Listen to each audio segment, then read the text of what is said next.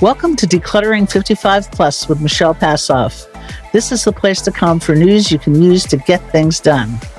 Everybody knows that too much stuff is clutter, and cleaning it makes you neater and tidier.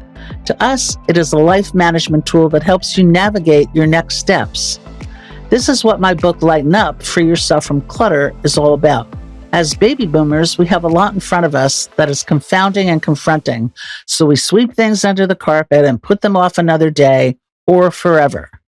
That is clutter because it keeps us stuck, and my new book addresses all of that. So we're going to bring experts, authors, and authorities here to talk with us about health, relationships, technology, finance, housing. What are you going to do next in life? Passing down your life stories, and even the challenges of making final arrangements. Here we aim to learn, open new possibilities, choose, take action, and create a legacy, not a mess. So let's get started. Whether you or someone close to you is young or old, life happens, and an emergency or death can occur, whether it's expected or not. How prepared are you? If you don't want to think about it, our next guest is likely to strongly suggest that you think again.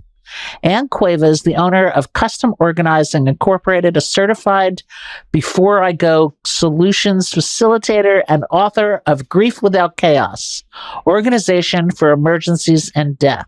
Her book is a workbook that will take you through the process of organizing all the information, paperwork, and directions anyone would need to know about you in case you became incapacitated or you die. With all these resources about your life in one place and at their fingertips, your loved ones will suffer less and take care of you and your business better. Ann will share her own personal experience with grief that led to her work with people at the moment of crisis to spare you from making what might be the worst moment of your life even more devastating. Welcome, Ann. It's so great to see you. Thanks for being here. Oh, thanks. It's my pleasure. Thank you for asking me. Any opportunity I get to spread this word, I'm thrilled. So thank you. Well, let's get to it. Getting all of one's vital information in order sounds simple, but getting it all in one place is something people avoid. Why do you think people don't want to deal? I think that's such a great question because it shows how, first of all, it's the subject. People don't want to talk about death or bad things happening. And I always tell people to relate it to this. When you have a house or a car or, just anything that requires insurance, like health insurance, we have no problem getting it. And the reason we're getting the insurance is because in case something happens, well, life situations happen every day, good or bad. So what I want to do is make people be aware and become responsible and be prepared for a life's emergency. It's not like we're going to plan a death, because I was the type of person that if we talk about death, I was scared to death somebody was going to die. So I relate to all those people that feel that way. It's a true feeling. And plus, who wants to talk about death? No one. So, but I turn it around where this workbook is not about death so much. It's about getting your documents in order to be prepared for a life emergency, such as if you're in an automobile accident or a coma and you cannot speak for yourself. When you get all your vital information together in this one book, that book will speak for you. So I think when I want to stress, instead of saying, I don't want to do that, become responsible, give yourself a gift and your loved ones a gift, and take the time to get your documents together in one place. So I think let's talk about what kind of documents are in this book. Okay. What kind of documents do you have to get in order? Right. Okay. Well, it's very good. Now, legally, I can't give you any legal advice on what is right. I would tell you to consult an attorney, but it's such as a will, a living trust, a DNR, do not resuscitate. A lot of people they'll tell people, but I've seen many times if someone's in that situation, and it usually is with family members, they'll say, well, mom didn't want to be resuscitated. And another child says, well, yes, she did, or I never heard her say that. That right there, along with the financial end of it, can cause years and even breakup of families because they didn't know what the parents' wish was. So if it's written down, that removes that argument. So what we're talking about here, the book that you have, which is Grief Without Chaos, Organization for Emergencies, or what is it? And Death. and Death. That word that no one wants to talk about. It's all of this information will be in one book. So, if you have you say your will, your trust, your do not resuscitate, or you're clarifying that wish so that people don't argue about it. What else should go in that book? Okay, your banking information, your any financials, your property. You say if you own a home, you want to have all your information. That I tell people, think of it this way: if you went into a coma today and someone needed all your information, some people go, that's a nightmare in itself. And even passwords, we have passwords listed in here. The number one password that you need to share with someone is your password to your computer. That seems to be an area where people, that's where all your information is today. But when you lose someone or go into an emergency situation, we get the questions that I call, we don't know what we don't know. We don't know what they're going to ask us. And I took from my personal experience of, in 2003, I lost my 17-year-old son. And to this day, we have no cause of death on him, perfectly healthy, but he passed away. And so the things I learned from that situation. And then in 2014, my mother and my mother-in-law passed away 3 months within each other. And one was prepared, one was not. And the differences that I learned and watching my clients go through emergencies and deaths, I thought, this has to stop. There has to be a way we can do this. And so that's where I put together and wrote the book, Grief Without Chaos. And it's just and as people fill it out, it brings peace to you because you're doing what you know you need to do. Yeah, so you're not going to roll over and die, like you said, just because you fill out this book. Exactly. You're going to. Can you describe the difference between the two? Your mother and mother-in-law. You said there was such a difference between those experiences. Can you spell that out so that those of us listening out there can identify with one group or the other, and let's see how we can trim the sails so that we all end up in the same place, which is to be organized, to have it all in one place at your fingertips. So somebody and to moreover to tell somebody where all this stuff is so that they can easily take care of you, not to take care of you. That's the way. It's really one of the best ways to take care of you. Yes. Well, I love to share the story with the difference between my mother and my mother-in-law's deaths. And my mother had cancer, so we knew that was coming. And actually, when David passed away, my whole family, we got our burial plots and niches and everything. We just went ahead and did that at the time when we picked out David's.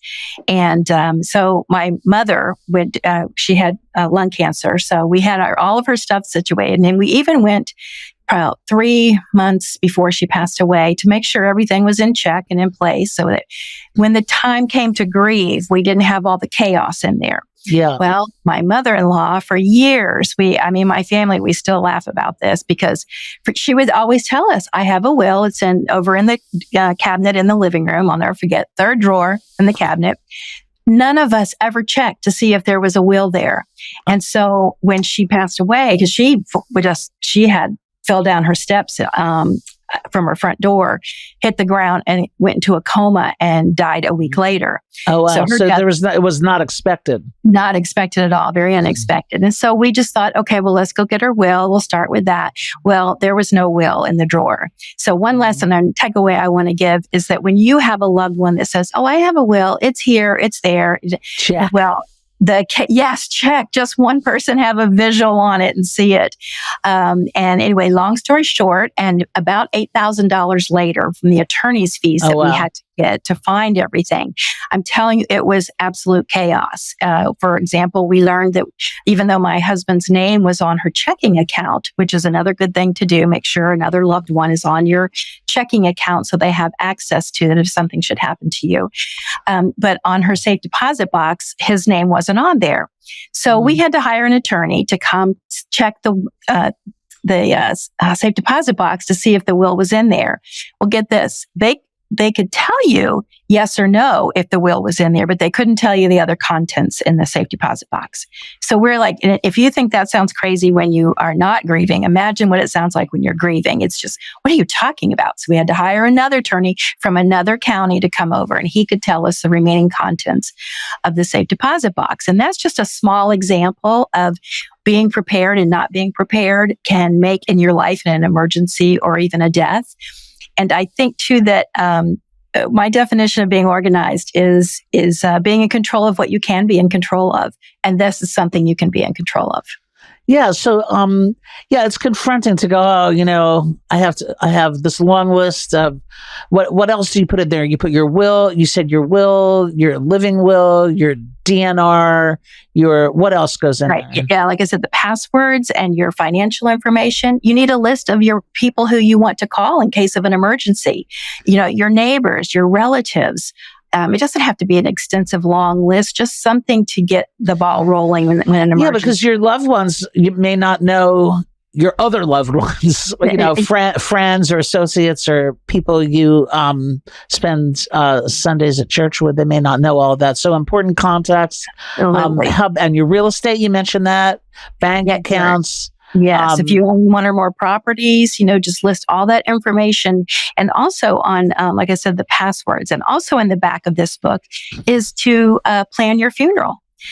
Funerals have changed so much today. I mean, everything is, a lot of people say, I'm not going to pay all that money and go through that. And that's fine. That's a wonderful choice that we get to make, but make your wishes known. And like I said, I have helped so many families that, the fights that come out, it's just like when money's involved or a death, the villains come out, so to speak, and the fights that ensue because of nothing was said.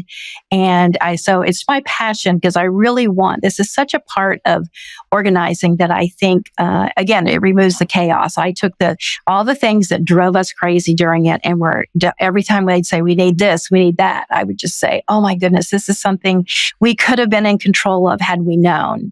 So that's what I want to make sure that people, it doesn't have to be a bad thing. And you feel so good when it's done. You feel responsible, and you've done your part in helping your family remove the chaos from grief. So it's one thing if people go out and buy your book. By the way, where do they get your book? Oh, you can get it on Amazon, or you can also go to my website, which is timeisthekey.com. That's timeisthekey.com because it takes time to do everything. So that's time is the key. That's right. Scheduling that time is the key. But the website is www.timeisthekey.com. So they can go there and order a book of Grief Without Chaos, organizing for emergencies or death. And they can get it on Amazon as well. Correct. Is that correct? Yes. Okay, but it's one thing to go buy your book. And then the book, in my experience, long experience of being a clutter consultant, could languish on somebody's, under the pile of somebody's papers. So how do you be sure that this information gets in the right hands so if something does happen, somebody knows where to go get it? Absolutely. That's a great question. And also, because people will buy the book and then it will sit. And again, through my years of organizing. Worse yet, that they find the book and then they find it's empty. That's not a good thing. That is what drives me crazy. Yes. Now you can support people with that. Is that correct? So if you got this book and you have good intentions, you're going to put all your information in one place. But like I talk in so many different aspects of being 55 plus and over is we need some structures of support. So knowing what you know about people, Ann, and their tendency to put things off and have all good intentions to fill out all the pages in that book and they aren't doing it, how can you help them? Yes. Well, that's one thing that I found. I would see that people would buy the book and then later I would ask them, how you doing on your book? And they go, oh, it's still sitting there. So I thought, well, I'm not going to have that happen because that is part that's missing. So people need motivation. They need a buddy. They need someone to help them do this. So every Monday evening, the first 4 Mondays of each month, I have a workshop called Make a Plan While You Can. And I assign homework each week. I keep the group to 12 because it's a very personal thing that people are talking about. We get some in the group that talk, and in the beginning, they're real quiet. By the fourth week, they're just given all the information they can. We have a private Facebook group that we can share things. And the ideas that come from everybody else that have helped them and the horror stories that have happened, just really motivate people and get them to be, get that book filled out. And I tell them 2 important things is let someone else know in your family that you're working on this book and where you're going to keep this book. Some people have even maybe they can out. be the ones that so people can go. How do people find out about your support group? So you buy the book, Grief Without Chaos, from Ann Cueva, Cueva, Ann without an E, if I get it correct. I always have to remember that. The Anns and Annas and Ann, either without an E with an A. Ann without an E or an A or anything attached to it, Cueva, Grief Without Chaos. You get the book. Then how do I find out about those support groups so that people fill it out? Yes. Okay. It's on the website and you will see it's called Make a Plan While You Can workshops. And Make a Plan While You Can workshops while you're not incapacitated and you're not dead. Have all that information in one place. And you can go to timeisthekey.com. Correct. Yes. And they can go to Make a Plan While You Can. There's a button on that website. The tab, and then you can join up for a Monday night support group and get, it's horrible to do it by yourself. Like you're so in your head and thinking of the worst things. And the whole point of Decluttering 55 Plus is get it out from under the table, get it into the light of day, and take action so that you don't create a mess. You create a legacy. And that's what these support groups, the book and the support groups will do. And telling the people where that book is so important. Oh my goodness. So who should you tell where that book is? Well, I would tell someone you're living with, obviously, and I would also leave. Maybe you should even make a copy of the book. That would probably be a good idea. Right. Because some people. But then you have to update the book, don't you, Ann? Yes. And that's what I tell people. What do you do about that? The best way to update the book is, matter of fact, we just had a member that was on the January class. And when she filled out her book, it was 4 years ago, and she was getting ready to have she had a 99% blockage of a carotid artery. Oh, so she was going to have her surgery. And so she completed her book, but she went into it because she just felt she was going to die during that surgery. It was a big surgery. So she filled the book out thinking she was going to die, and this is what they were going to find.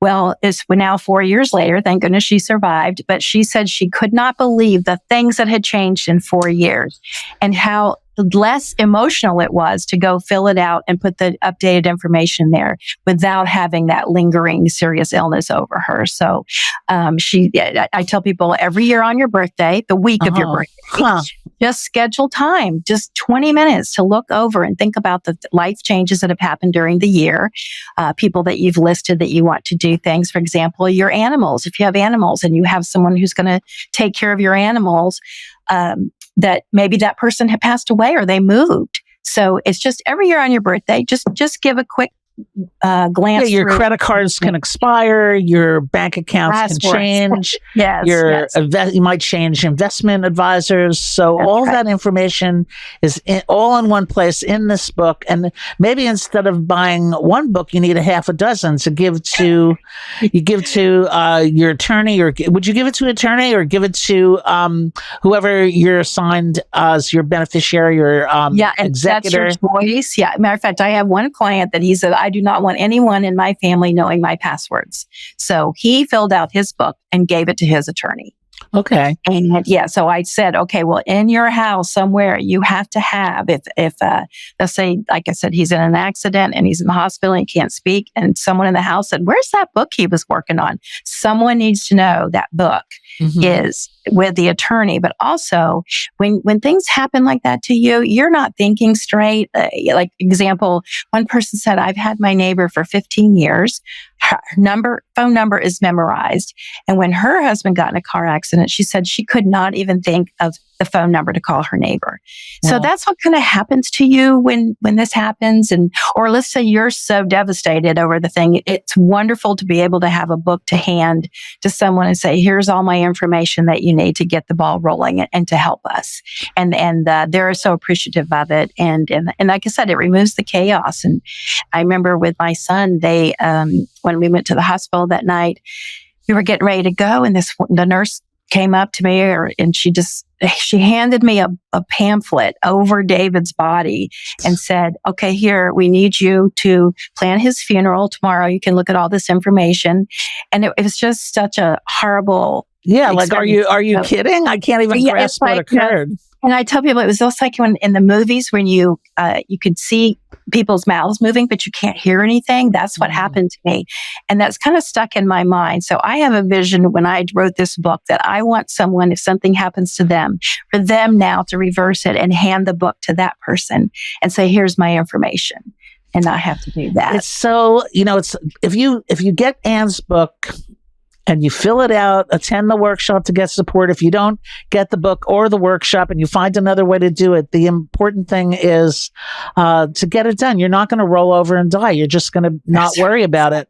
Right, if the conversation on getting your documentation together so that in case of emergency or death, you and your loved ones will have what they need when it's needed, has your head spinning, just stop that right now. This is not a conversation that should confuse you. It's a conversation that we hope empowers you to be responsible for making life easy for those who need to take care of you when you can't. So getting your documentation ordered is meant to simplify, not complicate your life. So get a copy of Ann's book, Grief Without Chaos, Organizing for Emergencies and Death. Join one of her support groups by contacting her.